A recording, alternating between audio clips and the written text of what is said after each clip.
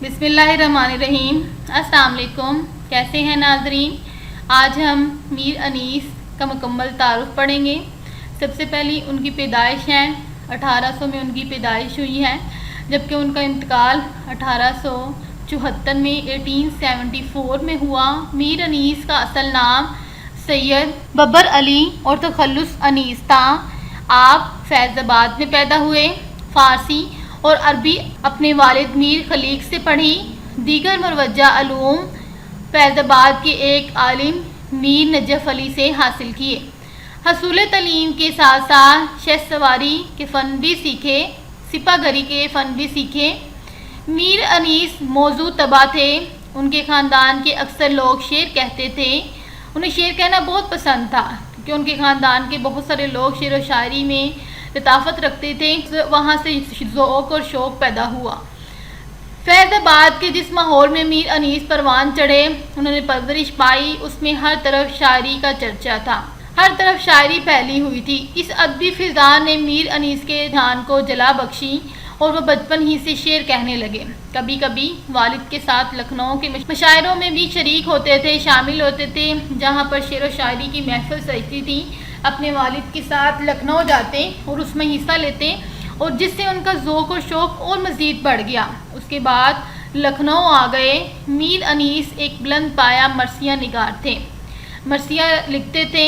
ان کی مراثی میں سوز و گداز، کردار نگاری، جذبات نگاری اور منظر کشی کے بے مثال نمونے ملتے ہیں جو ان کے قادر الکلامی کی دلیل دیتے ہیں۔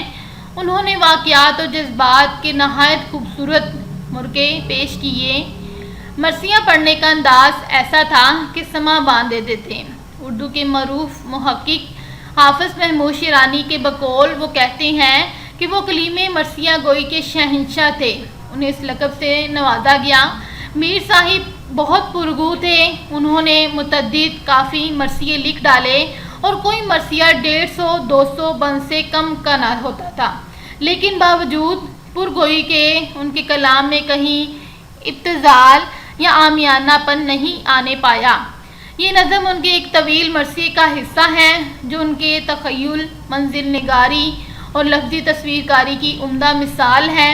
ان کے کچھ میراثی انتخاب: میراثی انیس کے نام سے مجلس ترقی ادب لاہور سے، اور انیس کے مرثیے 2 جلدیں، مرتبہ صالح عابد حسین، رباعیات انیس اور انیس کے سلام نامی کتب بھارت سے شائع ہو چکی ہیں۔ یہ تھا ان کا مختصر سا تعارف، جس میں ان کے مرثیہ نگاری، ان کے خاندان کے متعلق بیان کیا گیا ہے کہ کس طرح خاندان، ماحول، حالات کی بنا پر انہیں شعر و شاعری میں ذوق پیدا ہو گیا۔